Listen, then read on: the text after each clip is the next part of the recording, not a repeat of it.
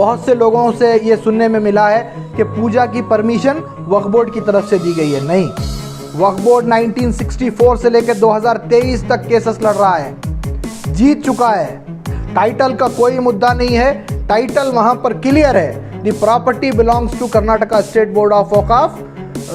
Judgement passed by the many court and many platforms of the judicial.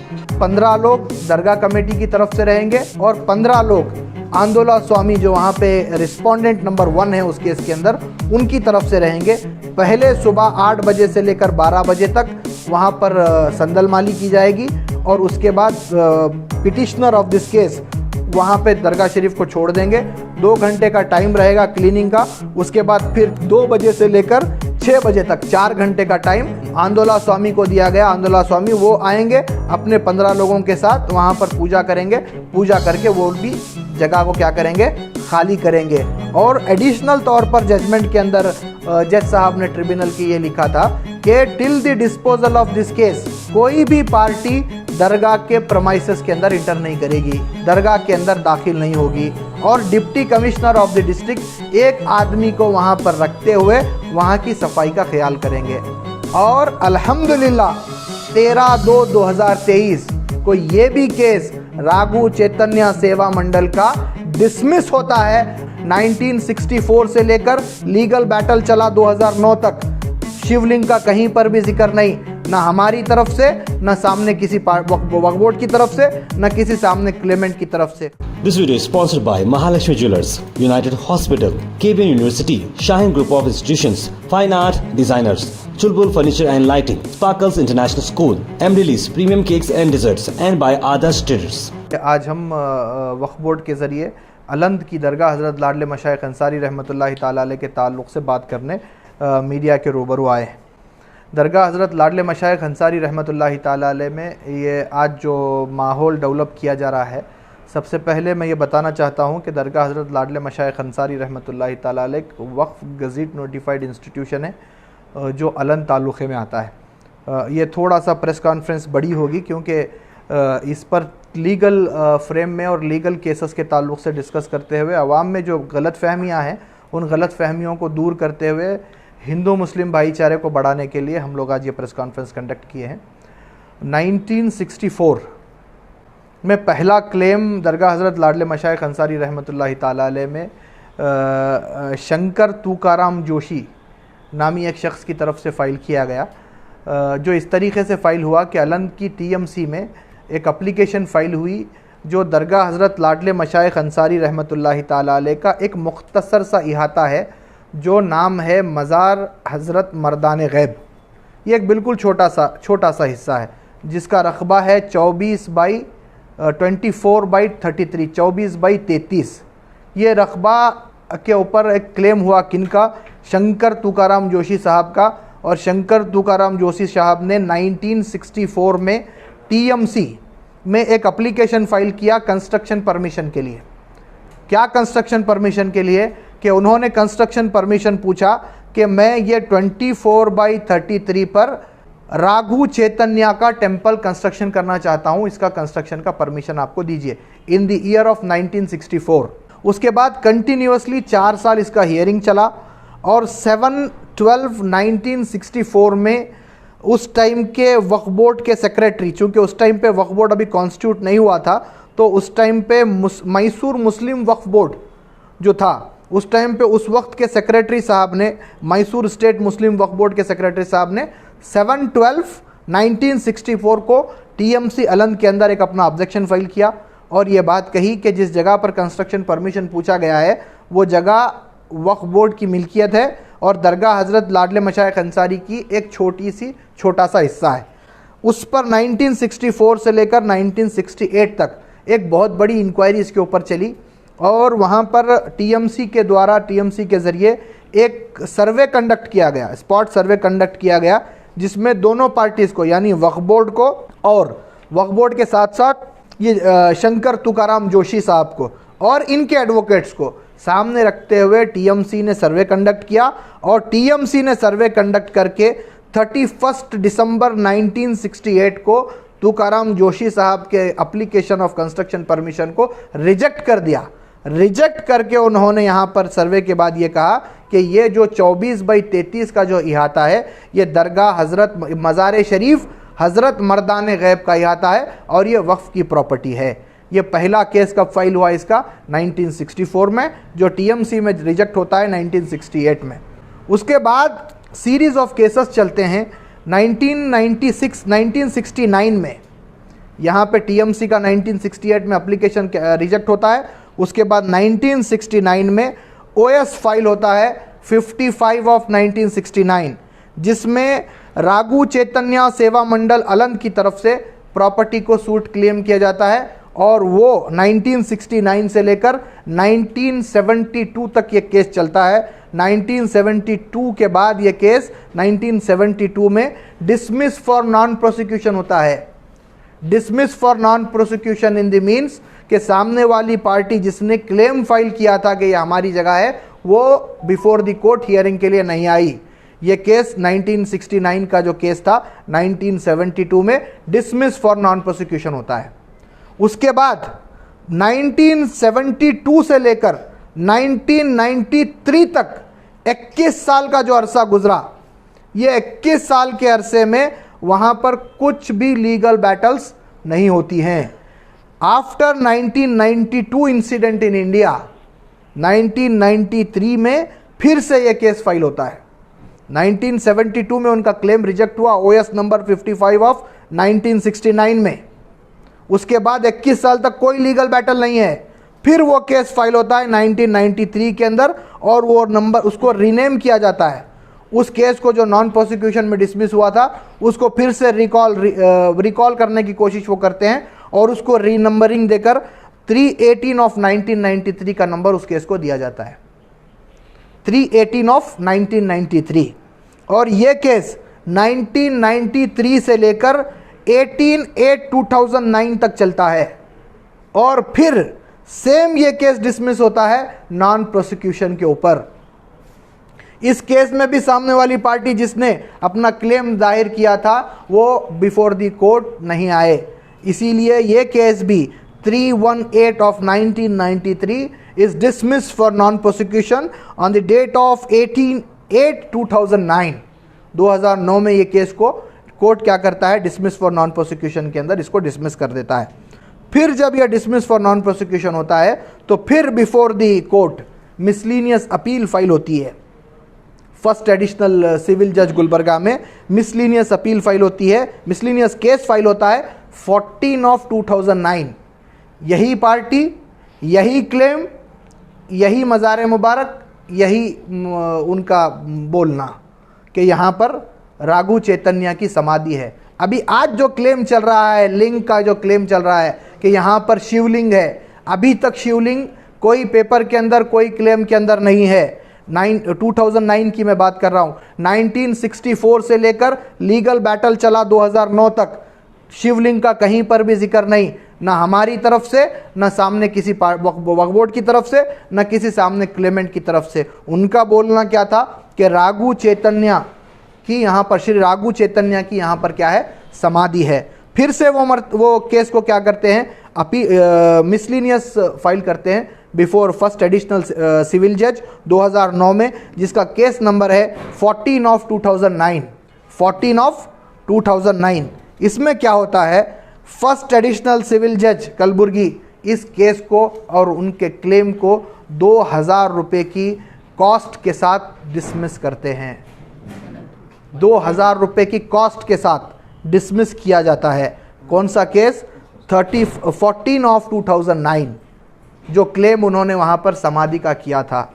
फिर उस appeal को उन्होंने miscellaneous appeal के अंदर फिर से वो लोग फाइल करते हैं। जो उनका जो केस रिजेक्ट हुआ 6/4/2017, 2009 का जो केस था 14 ऑफ 2009, 6/4/2017 को डिसमिस होता है 2000 रुपये की कॉस्ट के साथ। और फिर 2017 में वो लोग फिर से एक केस फाइल करते हैं 34 of 2017 before the first additional civil जज।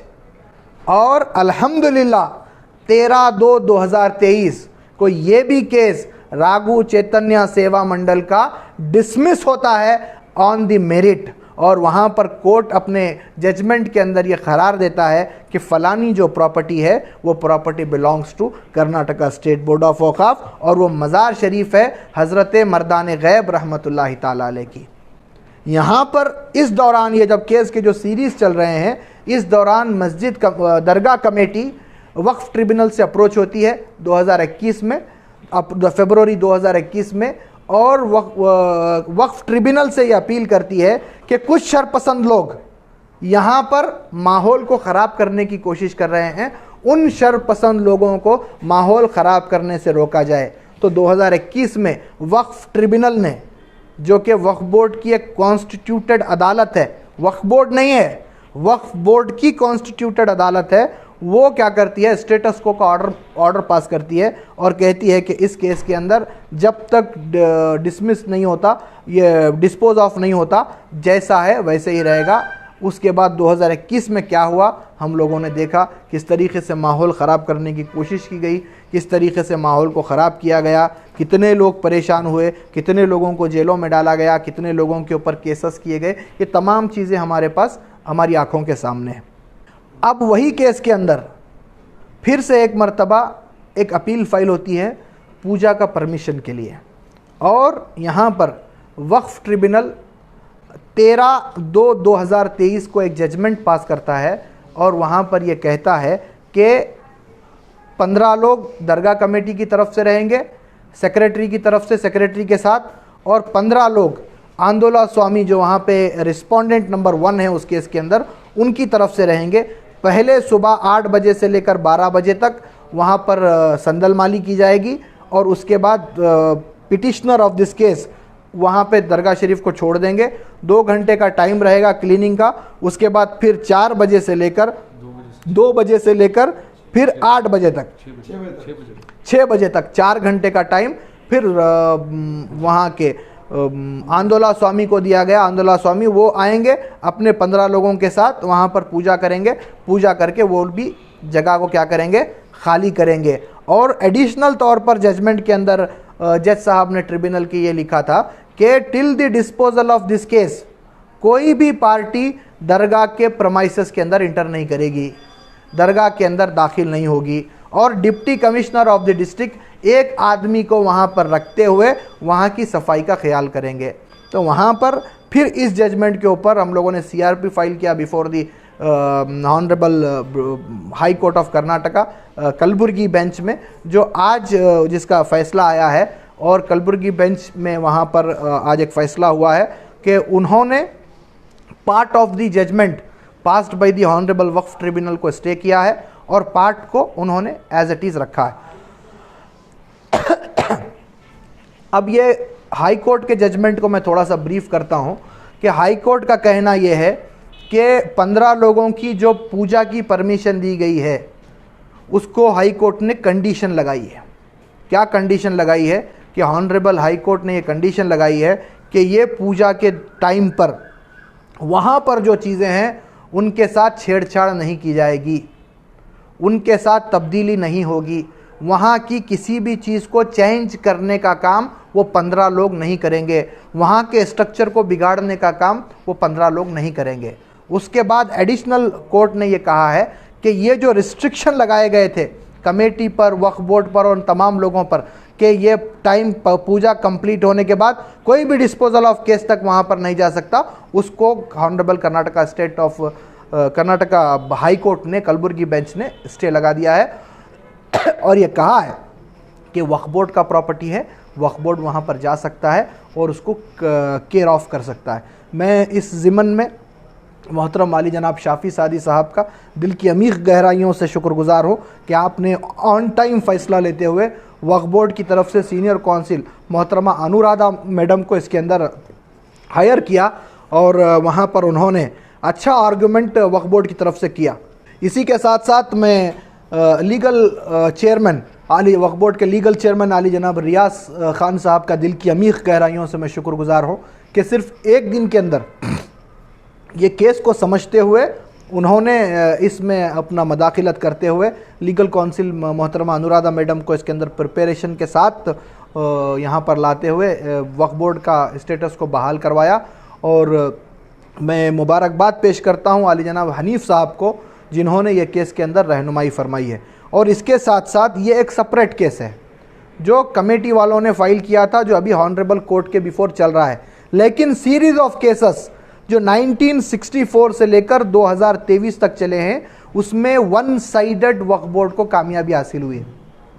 टाइटल का कोई मुद्दा नहीं है, टाइटल वहां पर क्लियर है, the property belongs to Karnataka state board of Waqf, judgment passed by the many court and many platforms of the judicial.